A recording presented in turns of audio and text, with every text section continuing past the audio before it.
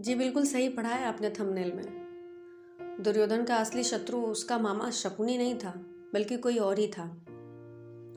हमको ऐसा लगता है कि मामा शकुनी ने अपने भांजे दुर्योधन को बर्बाद कर दिया, और लगे भी क्यों ना, महाभारत में भी तो यही दिखाया गया है हम लोगों को।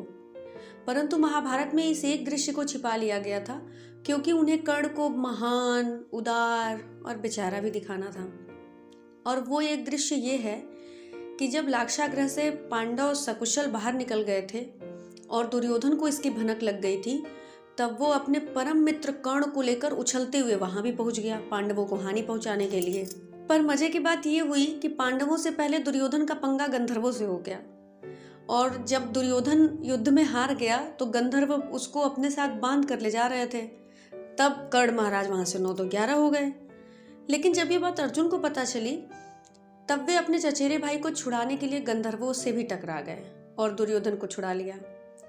अब असली कहानी यहाँ से शुरू होती है, जो मैंने थंबनेल में लगाई है। जब अर्जुन ने दुर्योधन की मदद की, उस समय शकुनी ने भी धर्म का साथ दिया और दुर्योधन को समझाया कि उन्हें इंद्रप्रस्थ वापस दे दो, क्योंकि आज उनकी वजह से तुम्हारे प्राण बचे हुए हैं। लेकिन ठीक उसी समय कर्ण भैया वहां भी बीच में कूद पड़ते हैं और बोलते हैं, अरे नहीं भाई, तू चिंता मत कर, मैं तो पांडवों को यूं चुटकी बजाते ही यूं हरा दूंगा।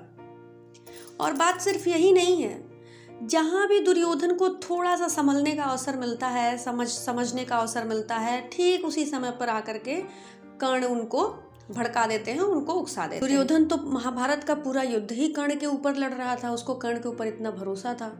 और उसकी वजह एक ये थी कि कर्ण को कवच और कुंडल मिला था जन्म से ही, और जब तक वो कवच और कुंडल धारण किए हुए था तब तक उसका कोई वध नहीं कर सकता। दुर्योधन को उसके पुरुषार्थ पर भरोसा था।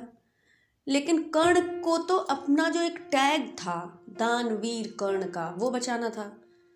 जब इंद्र आते हैं, उनसे कवच और कुंडल मांगते हैं, तो वो सहर्ष दानवीर कर्ण बनने के लिए अपना कवच और कुंडल उतार के दे देते हैं, बिना एक बार अपने मित्र के बारे में सोचे। दूसरी बार क्या होता है, महाभारत का युद्ध शुरू हो जाता है।